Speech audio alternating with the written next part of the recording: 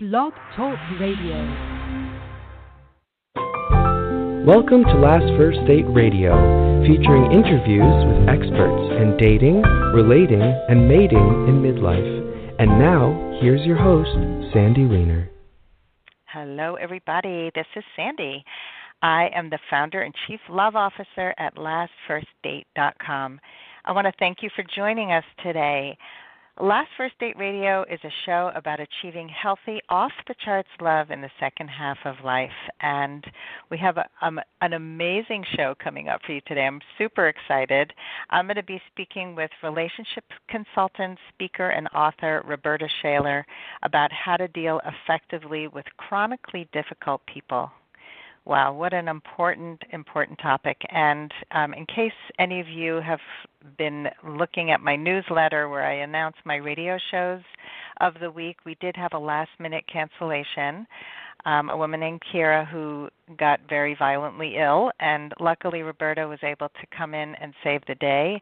And Kira is going to be on the show in June, so she will be back. She's going to be speaking about how to date offline, and she has some amazing ideas about how to do it in a creative way.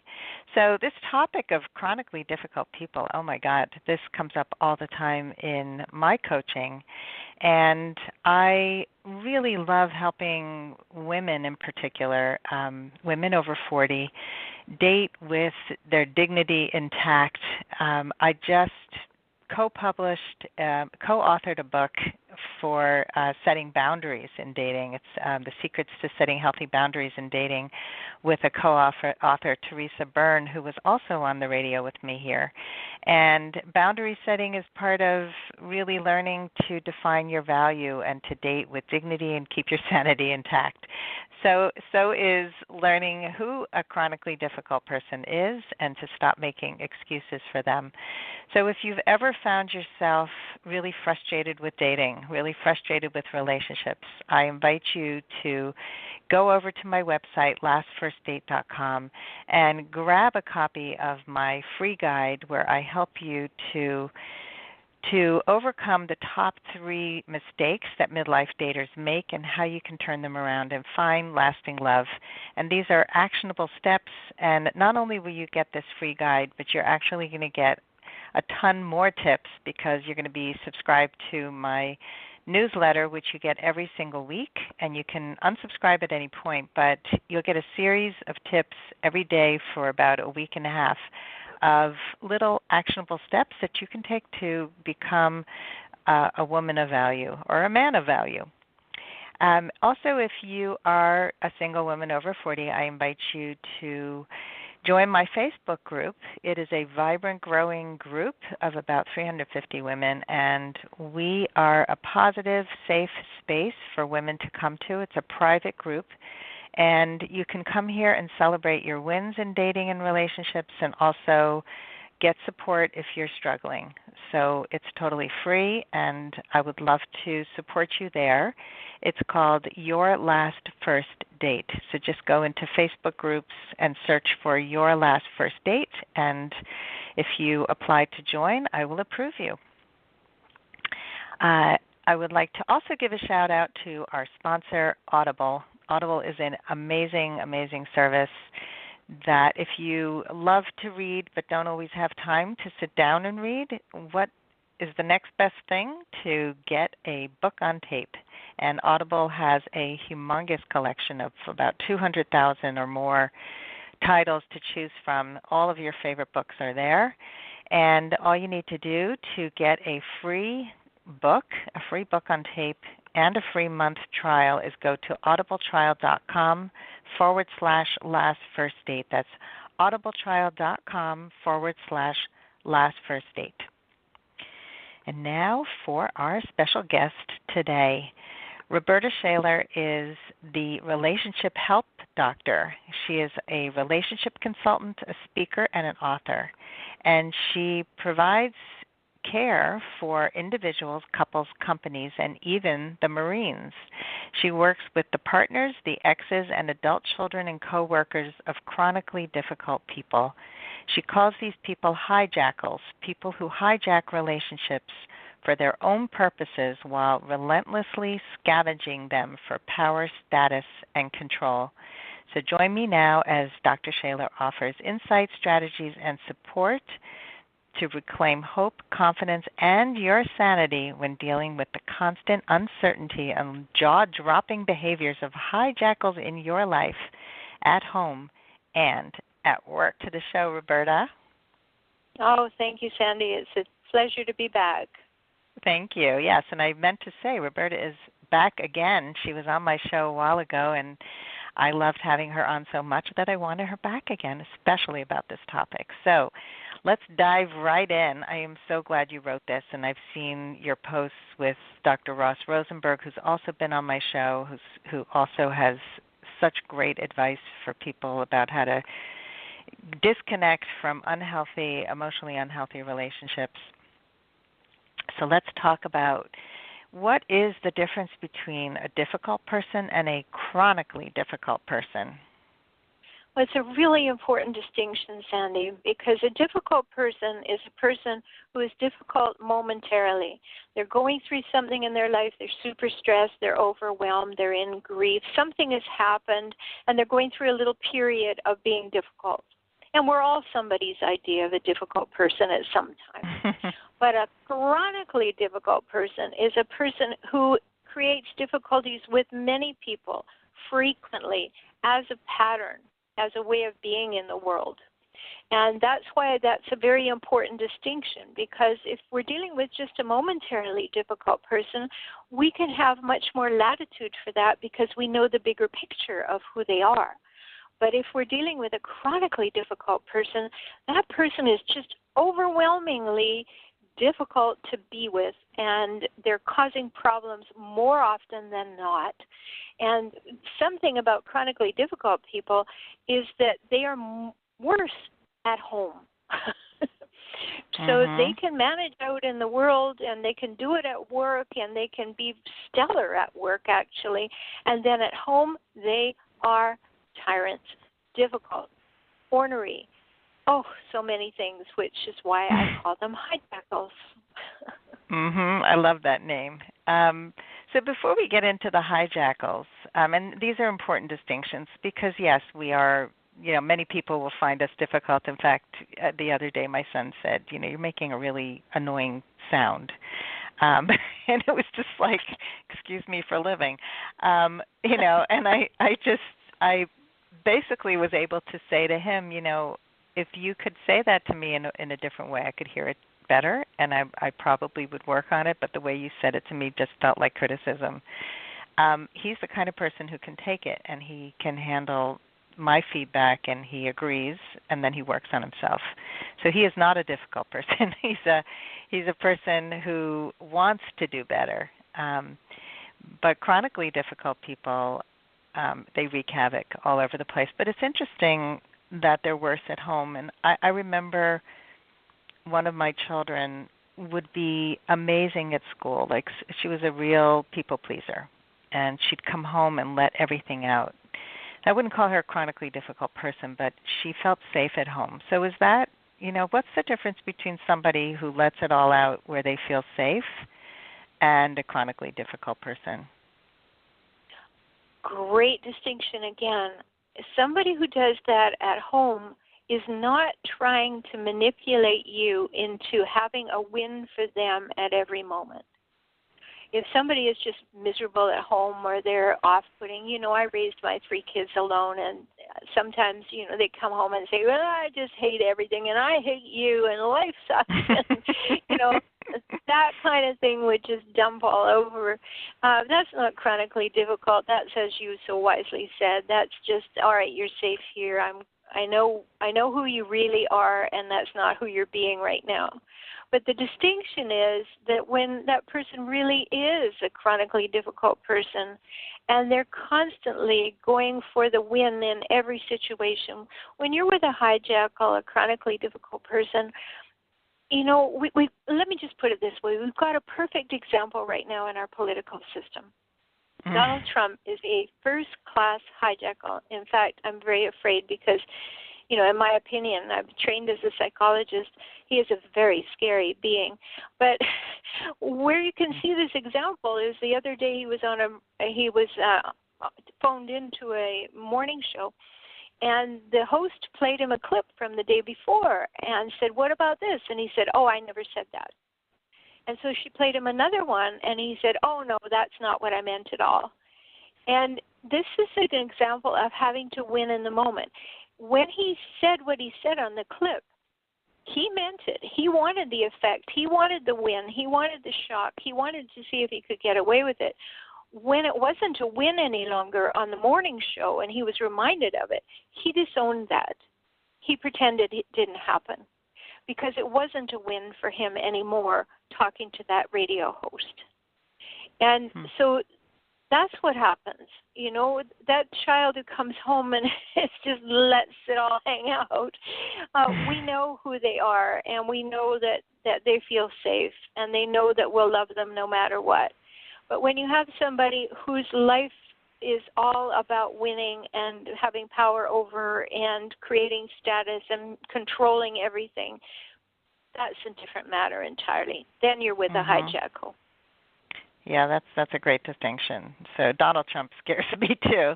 Oh my God, it's really scary to just see what America's come to. But that's a whole other discussion. So let's talk about what is a hijackal. So you started talking about the winning. So can you give some more defining features of a hijackal, please? Oh, sure. They have this amazing capacity for what is called all or nothing black and white thinking. So when you're doing what I want you to do, Sandy, you are the best thing that ever happened to me. And 3 minutes later, when you are not doing what I want, you are the scum of the earth. There is no middle ground with a hijackal.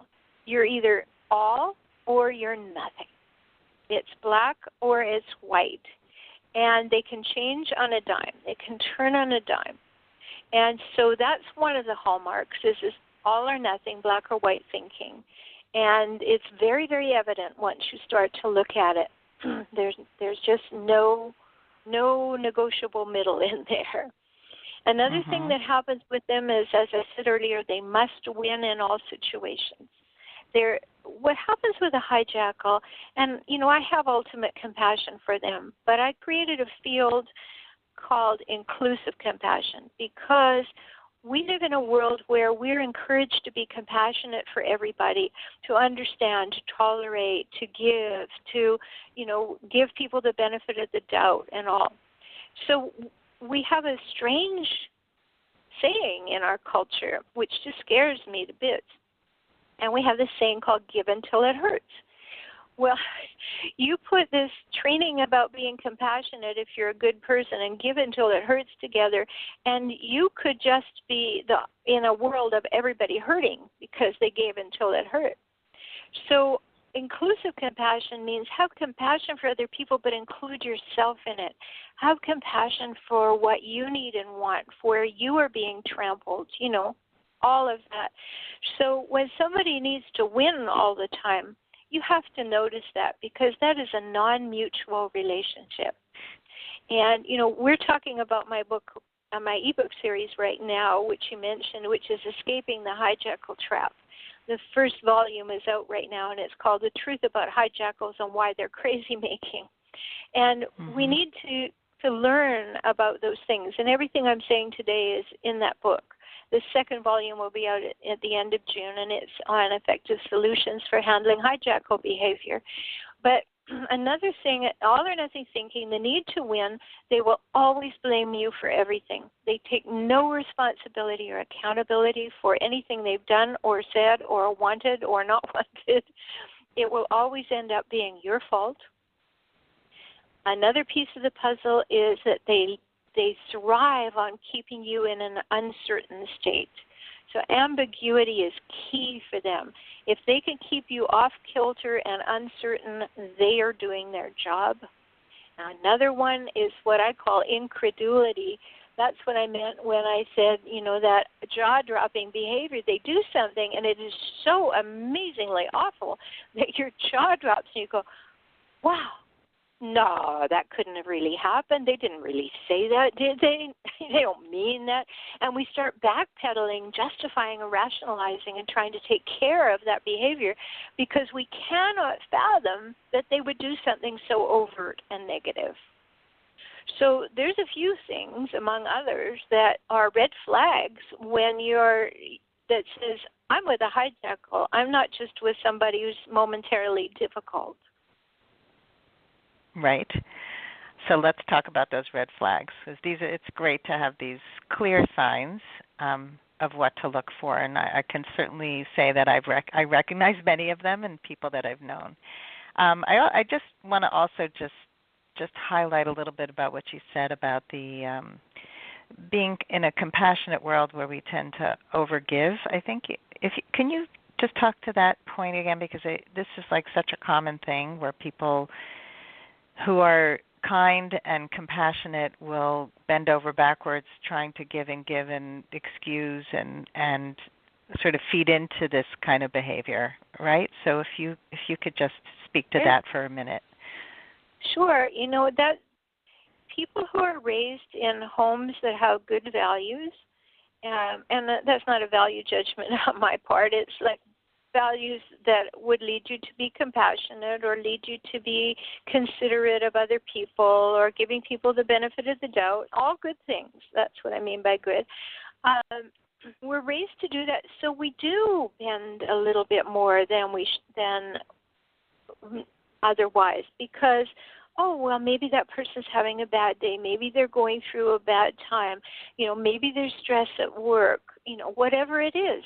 So we get into the mindset of doing that, which is wonderful, but we have to also learn to have boundaries. And I'm really looking forward to talking to you about your new book because if we don't have boundaries that say, whoa, that went way over the mark, like you're wanting me to be about you all the time. It's allaboutYou.com. It's what you need. It's what you want. It's what you like. It's what you don't like. It's how you expect me to show up and how I'm wrong.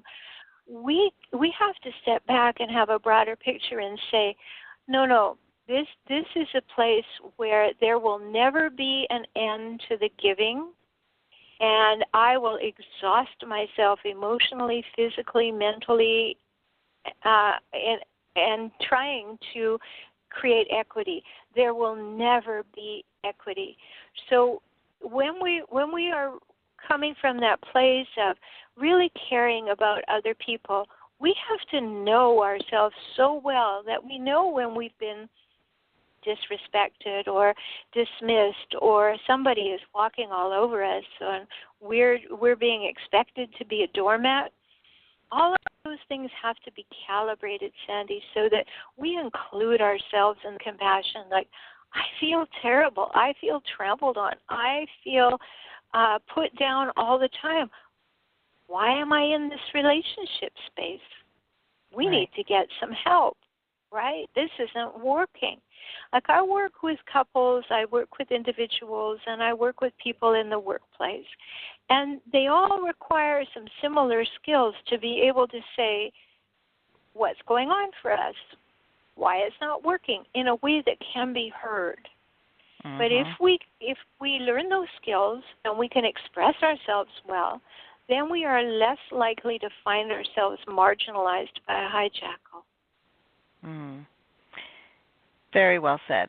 And this is an awakening that a lot of people have after they're 40, 50, 60, when they've been in these kinds of relationships their whole lives. And it is hard for a lot of my clients to trust again because this has been their experience. So let's talk about the red flags that people can see so they know right away, or whether they're beginning to date or they're already with a hijackal. What are the red flags that they need to pay attention to?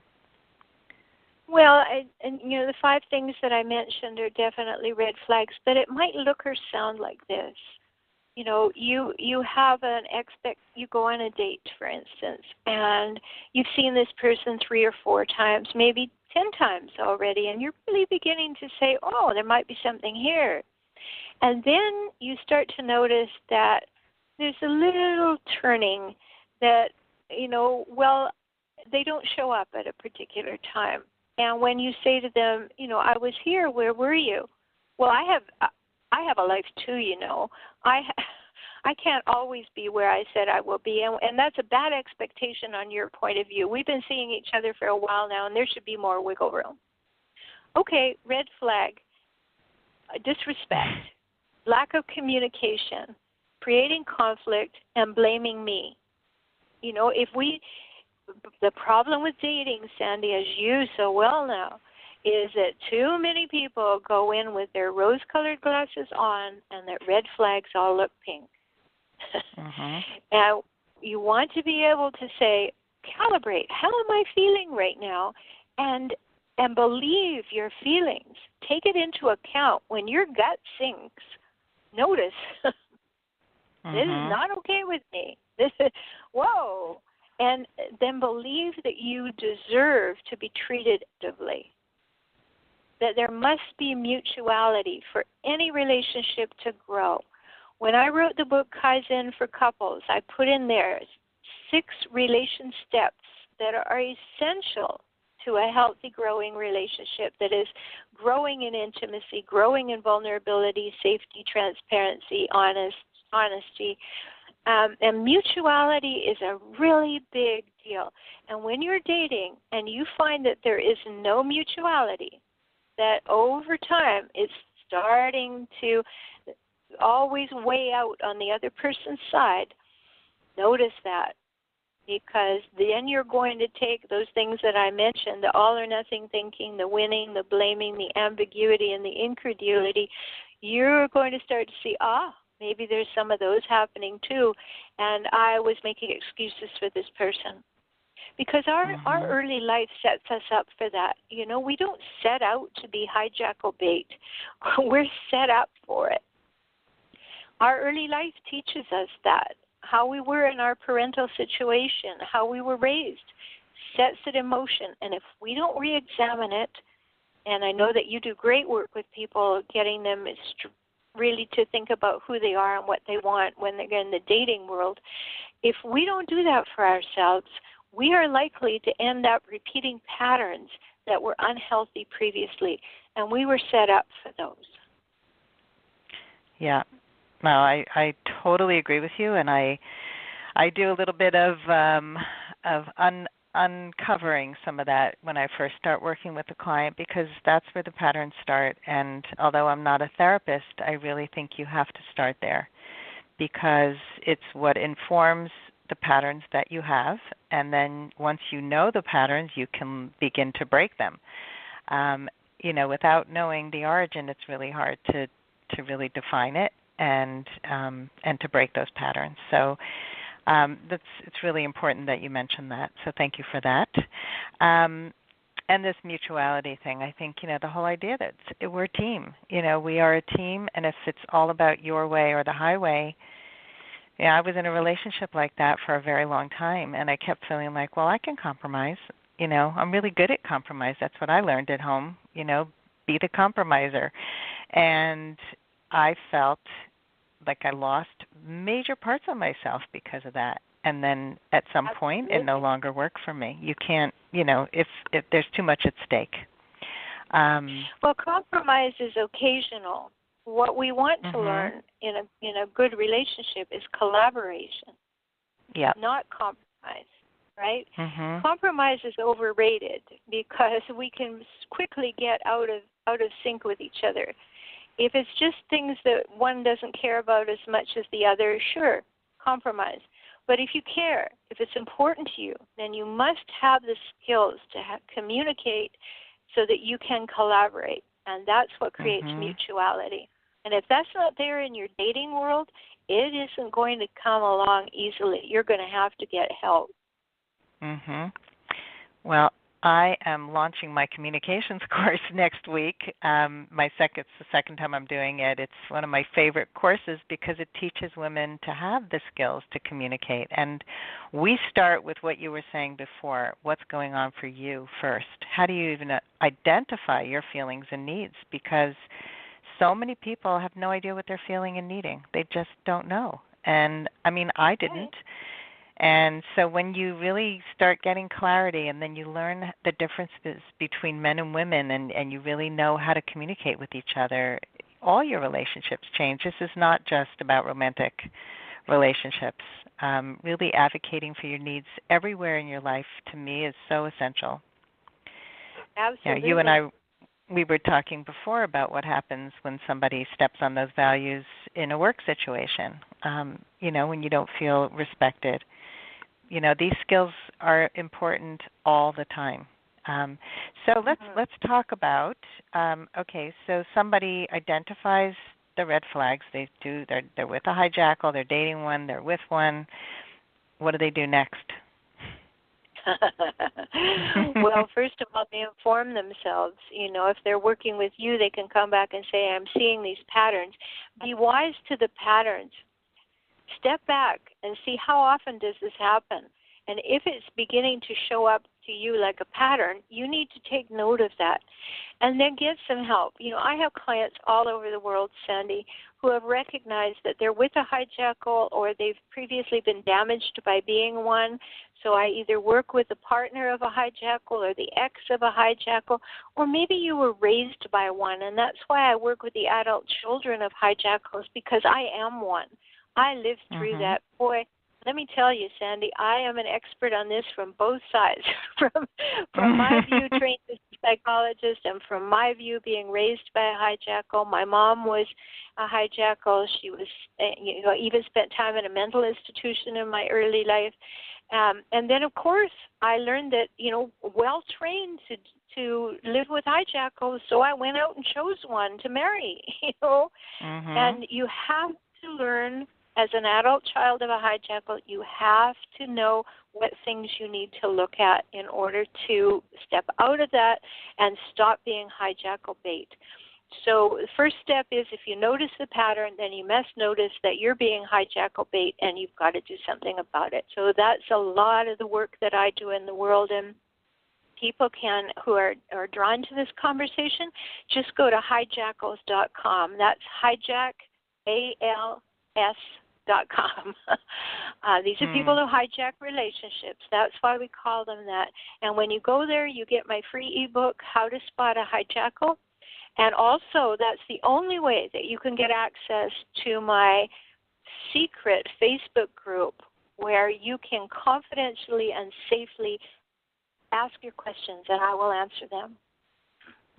I love that. Well, I'm going to recommend a lot of people to you, because I've written a lot about narcissists and emotionally manipulative people and relationships, and every week I get many emails from people who are in these kinds of relationships and they don't know how to get out. And I've recommended Ross Rosenberg as a source and his Human Magnet Syndrome and his forums.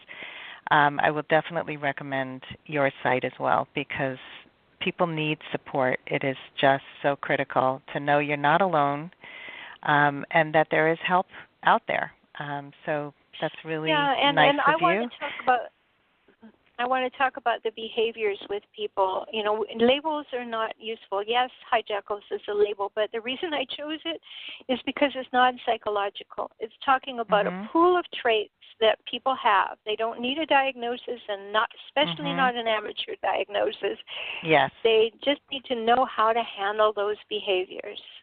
I actually make that distinction with people right away, and I say, I can't diagnose your boyfriend, your husband, whoever you're with, and it's actually, to me, not as important to know the diagnosis as to know the fact that you're really unhappy and and you need support to save yourself, and whatever it is.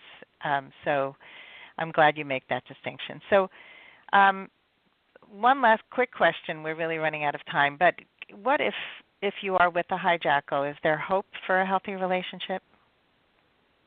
It depends on the severity of the hijackal behavior, and even more so on the willingness of the hijackal to enter into working with me. This is my specialty. There are very few of us, as you pointed out, that have this as a specialty. So if they're willing to work, there is a way to calibrate whether there's hope. If they're not willing to work, then you need to know this is never going to change. Mm-hmm. But yeah, you can that's change. So I always recommend you change first while you're in the relationship.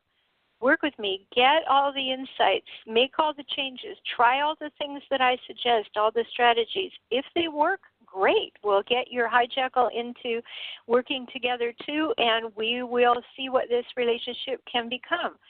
But do your work while you're in the relationship, not when you get out of it. Of course, certainly if you're out of it, do the work, but use the relationship as a learning, growing medium. Try everything. Make the changes in you and see if that results in a change in the relationship first.